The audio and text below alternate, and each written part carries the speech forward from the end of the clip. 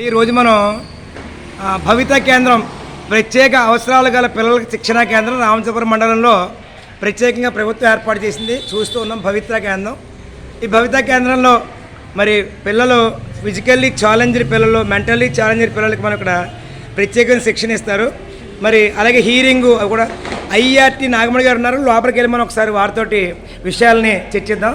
ఇగో చూస్తూ ఉన్నాం ఐఆర్టీ పిల్లలందరికీ కూడా వారి తల్లిదండ్రులకి అందరికీ కూడా మరి భరోసాని కల్పిస్తూ, అందుకే దాని పేరే భవిత, ఆ కేంద్రం పేరే భవిత కేంద్రం.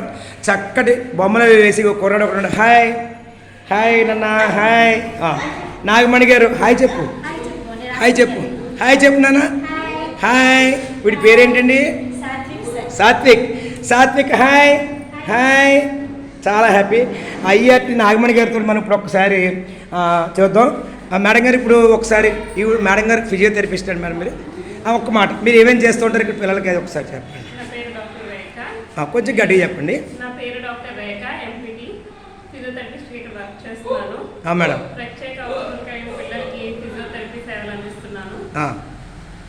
ఇప్పుడు ఈ విద్యార్థికి, ఈ అబ్బాయికి ఏంటండి ఇబ్బంది ఏంటి? ఈ అబ్బాయి ఏంటంటే సెరెబ్రల్ పాలసీ అని. సెరెబ్రల్ పాలసీ అంటే అంటే బ్రెయిన్ ఎదగకపోవడం వల్ల అయ్యో ఆలోచన అది చేయలేడా? కాళ్ళు చేతులు సరిగ్గా పనిచేయవు. ఇప్పుడు మీరు ఏం చేస్తారు ఈ అబ్బాయికి? ఒకసారి చేయించండి, కాళ్ళకి ఎక్సర్సైజ్ చేయించి ఒక్కసారి చేయించండి మేడం. మీరు చూస్తాం.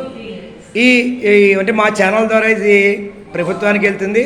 అలాగే ప్రజలందరికీ తెలిసి పిల్లలు ఎవరికైనా సహాయం కావాల్సి కూడా చేయడానికి కార్యక్రమం చేస్తున్నాను. నా పేరు విఠల్ థాట్స్ 9 అండి. అయ్యో మీ అబ్బాయి అండి, ఎన్ని వయసు ఎంత అబ్బాయిది? 10. ఏనా అన్నం అది బాగానే తింటాడా? కేంద్రంలో బాగానే చెప్తున్నారండి. ఇక్కడ భవిత కేంద్రం బాగుందా? మేడం గారు చేస్తున్నట్టు ఒకసారి చూద్దాం, ఫిజియోథెరపీ చూద్దాం మనం. మేడం మీరు రోజు వస్తారా, వారానికి ఒకసారి అలా వస్తారా? వారానికి ఒకసారి. పిల్లలు మీరు చెప్పినట్టు అది వింటారా మేడం?